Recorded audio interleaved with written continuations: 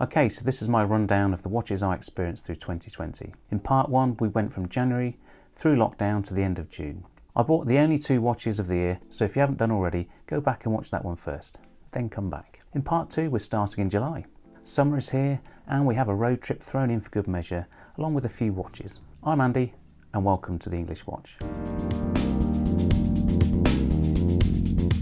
Now remember, if you like this video, please give it a thumbs up. Also, please leave any comments at the end. I'd be really interested if you guys have tried any of these on yourself and really appreciate your thoughts. In this half, we take a trip to Switzerland and visit a few watch museums. I also get to try on the new Rolex releases, plus a number of other watch encounters. So stay tuned to the end where we'll discuss my favourites. Okay, it's July, remember the summer, and my attention is drawn to the new Omega Planet Ocean Original Orange in 43.5mm. With my blue dial still at the service centre, I went in for the Omega fix. Although the colour variant is daring and will suit some more than others, certainly not my pasty skin, I really couldn't see myself rocking this one. It was just a bit too out there. I'll stick with the blue. Another watch that was more a curiosity than a serious purchase was the Tudor P01. I love the detailing on the dial, and with the subtle faux patina in both the indices and the date wheel, the half and half leather rubber strap felt amazing. It just didn't sit well on my wrist with that really long case, despite only being 42mm in diameter. A real Marmite watch, that one. In July we were lucky enough to get away as planned on our Italian road trip, where we stopped off in Switzerland on the way there and on the way back. A trip to the Omega Museum in Bienne was high on the list of things to do, and it didn't disappoint. Now, given the situation around the world at the time, the museum was quite quiet, so we were able to take in all the amazing exhibits. And on the way out we dropped into the new Omega boutique hidden behind the Apollo Lunar Lander and tried on the Seamaster 300 007 edition, this time on the Milanese bracelet. You'll remember from part 1 I did try it on the NATO and didn't quite like it. Now, I preferred it on this bracelet, but it did gather uncomfortably under my wrist, which is a shame really. Now, I wore my Planet Ocean throughout the holiday on the rubber strap, and I have to say it felt quite at home on Lake Como. I was so pleased it was returned just in time before we went away. Now, on our return it took us through Schaffhausen, the home of IWC. Not an easy place to get to or leave, oddly, but definitely worth dropping in if you get the chance. The museum is compact but very well laid out, and we all learned so much about IWC during this visit. Now, I think that's really important, as it's easy to dismiss or turn up your nose at certain brands at face value alone. And there were some really historically significant pieces that compelled me to try a few on in their small boutique. I guess their plan worked, as I'm now an IWC convert, but I'm yet to find the right one for me. Now, at first, something modest in the bronze case with a green dial, and it's the Spitfire, and I quite liked it. It was a good size at 39mm.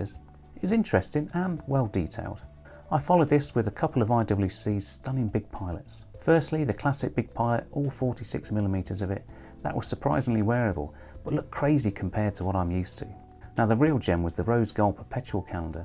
Incredible dial and movement, but very much out of my league. Coming out of the summer into September, I tried on the Speedmaster First Omega in Space. Now, I had tried and enjoyed this one before, and to this day I really like it. I love the straight lug case design of the pre-professional model and the easy access to the crown for winding that 1861 movement. It has a completely different feel to my professional model. Now that the first Omega in Space has been discontinued, I wouldn't be surprised if this one pops up again at some point next year with the new 3861 movement and the step dial. Very much like what they're doing with the professional model. I'm so excited about that one. As the holiday cleaned me out, all I could do was console myself with a nice leather strap for my own Speedy. This one was from the Strap Tailor in the UK, and I'm still really happy with it. Now, the keen-eyed among you may have noticed I glossed over the Rolex releases in September. Well, although I did release a rough and ready video on that day, it wasn't until October that I got the hands on the new Submariner and the new Oyster Perpetuals. And if you check out my latest episode regarding the old OP, you'll see that I was quite taken by the 41mm with the yellow dial. Oh yes. And at the same time, I was also able to try on the new Submariner. I had a look at the new Kermit or Surmit, but wasn't blown away by it. The green bezel against the black dial just didn't pop for me, and I wasn't impressed with the wider bracelet in clasp either, going from 20 to 21mm. I prefer the classic sort of 20 to 15mm taper and see no reason to trade up. Now, I was impressed by the white gold with the blue bezel. What's that? The Smurf, or the new Smurf. Not sure it's got a name yet, but a real boss of a watch that made its presence known by sheer heft. I'll never afford that one. Quick honourable mention of the Silver Snoopy 50th anniversary that did indeed launch as predicted on the 4th of October. I've not seen one in the wild yet, but looking forward to seeing it firsthand, if anyone can facilitate that. Now I did get in a quick fix by trying on the Apollo 8 again. I love that watch. October saw my Tudor GMT finally succumb to the famous date wheel issue after 18 months of ownership. Now I know this issue fires up the community, and I get it, but Tudor turned the watch around in about 6 weeks with a very slick service, as you'll see from my post. Now while dropping the GMT off at Watches of Switzerland in Birmingham, I took the opportunity to try on a trio of El Primeros from Zenith. Now Zenith remains a potential brand for me, and I do appreciate the significance of the El Primero movement. An automatic winding chronograph with a date sounds like a great everyday watch to me, and may well be at some point. Let me know which one you prefer in the comments. For me, I leaned more towards the A384 despite its small 37mm case. It just had something about it that made me smile. Now the channel took a dip in November when yours truly took a turn for the worse. Then we had another 2 weeks of lockdown, so no trips out sadly. However, spirits were raised by the arrival of my now repaired Tudor GMT. You'll see in the joyous unboxing that I was pleased how the watch had been packaged and supplied with a nice little travel pouch. I then proceeded to wear it for a few weeks continuously and can report no issues. It does now have an improvement in accuracy, where the watch was clearly regulated and is now as good as my Submariner. And it's a shame it didn't leave the factory that way, but I guess that's where the money's spent. Now a couple of honourable mentions for October that I got to try on but didn't photograph. Firstly, the Hublot Classic Fusion Racing Grey. Now I was quite impressed with how it felt on the wrist and loved the rubber leather strap. This is a nice watch, maybe a little too flashy for me. I've just got no connection with Hublot as a brand, and there was nothing compelling me to own this particular watch other than the dealer pushing me away from the Rolex cases. I also tried on a Breitling Chronomat with the green dial. Now this is a watch that draws attention from the shop window and should be quite wearable at 42mm. But like the Hublot, I've got no real connection with Breitling as a brand, and find the watches, including this one, unnecessarily heavy and shiny, and just a little less refined than the equivalent Omega at the same price. I know some collectors love this brand though, and that's good, because we shouldn't all like the same thing, should we? That would be boring. But come on Breitling, you need to offer more than a 2-year warranty. Okay, we're into December and we're on the home straight. Now during my last bit of Christmas shopping, I was drawn into Goldsmiths again to see if they had any of the new Rolex Oyster Perpetuals. My expectations were low and I wasn't disappointed. They had none on display and none out the back. Also they said. So I strolled over to the Tudor counter and picked out a couple to try on. First on the wrist and a bit of a surprise was the Tudor Black Bay 58 in blue. Up to now, both the black and the blue dial have been weightless watches.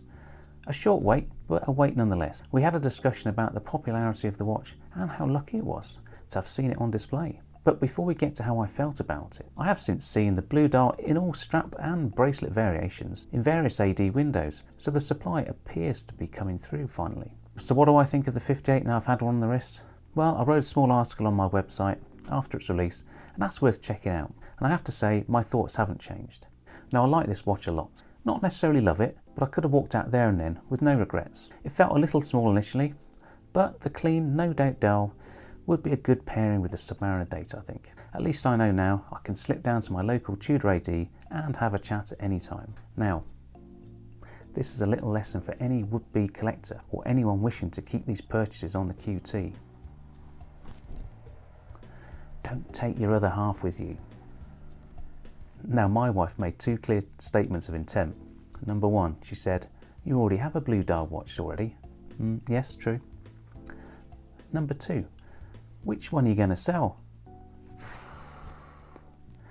We didn't buy any watches that day. So next, and just for fun, I tried on a 2-tone, or S&G as Tudor call it, Black Bay chronograph. I wanted to try on the leather button strap version, but they only had it on the bracelet. Now for a watch that looks pretty massive, I was surprised how wearable this one was. I guess it has the same 41mm case size as my GMT and wore quite tight lug to lug over my 6 3/4 inch wrist. I didn't hate it. That 2-tone bracelet was just a bit too much for me. I thought the sub-registers were also a little too fussy.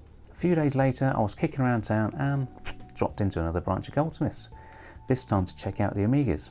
My first question to the salesman was about getting hold of the old Speedmaster campaign posters and signs once the new Speedmaster comes out. Now he told me that Omega take all these back now, and besides, he had first dibs. Now I'm not the only Speedmaster fan in this area. So what drew my eye on that day? Well, the first was the Aqua Terra 41mm with the green dial. This is a watch I've had my eye on for a while. Now I have an early quartz 39mm Aqua Terra with the black dial that my son now wears, and was intrigued to see how this new one sized up at 41mm. Now I was pleasantly surprised and really liked how this watch sits on the wrist. It was nicely weighted with a pleasing taper to the slim bracelet, and the green dial is subtle, unlike the Rolex Milgas, and gives a business-like appearance with just the right amount of playfulness that would make you smile every time you check the wrist for the time. And I think this could be a one and only watch, quite easily. Okay, on to the final watch I tried on in 2020, the Omega Aqua Terra World Timer. And I tried this one out of just pure curiosity. It's clearly a big watch at 43mm and looks big in the display case. Yes, it has an interesting complication, but does this size make sense in a watch the size of a planet ocean? I'm not so sure. Now the calibre in this watch is reference 8938, a derivative of the 8900 coaxial master chronometer in the 41mm Aqua Terra. Now I'm not sure how Omega have added the world time complication, probably as a module, but I'm sure they could have squeezed it into a smaller case. Now look, the dial is amazing, if a little fussy for my taste, and at under £8,000 you get a lot of watch for your money. Just don't expect the finesse of a Patek Philippe that packs all of this into a 38mm case, but at 10 times the price.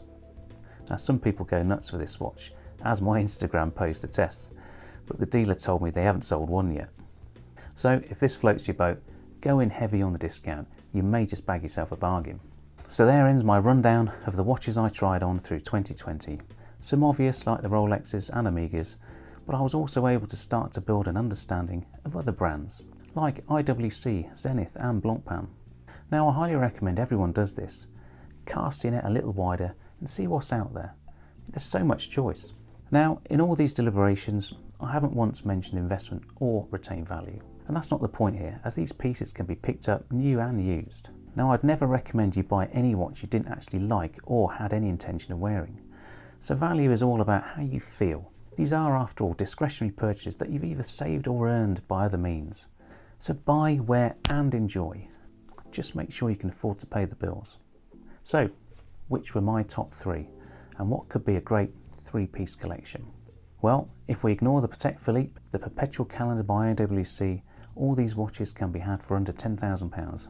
Still a lot of money. As my daily, well, I'm going for the Aqua Terra green dial. This strikes a great balance between work and play. Big legible dial and high-tech coaxial movement. Oh, and a date. Must have a date. On weekends, I could be persuaded by either the Rolex Perpetual in yellow or the Tudor Black Bay 58. Now I'll have to side with the Tudor in this instance, as I can't see Rolex making the purchase easy or pleasurable for me, and I'm over begging for someone to sell me a watch. And besides, both of these from the same house, so there's no loser here. And my final choice, which would be an occasional, just because I want to wear it kind of watch, well, that would have to be the Zenith El Primero A384. It was born in a similar era to me, and it has a charm to it. I could have gone for the Apollo 8, and I'm sure a deal could be done on either if you try hard enough. And besides, a Speedmaster would have been too obvious, wouldn't it? Anyway, let me know your top 3 in the comments. So this wraps up the final video of the year. I hope you've enjoyed watching them, and thanks very much for supporting this channel. I wish you all a very happy new year and hope you fulfill some, if not all, of your watch related dreams of 2021 and are able to wear them all in good health. I'm Andy, this has been The English Watch. Take care and I'll see you soon. Bye for now.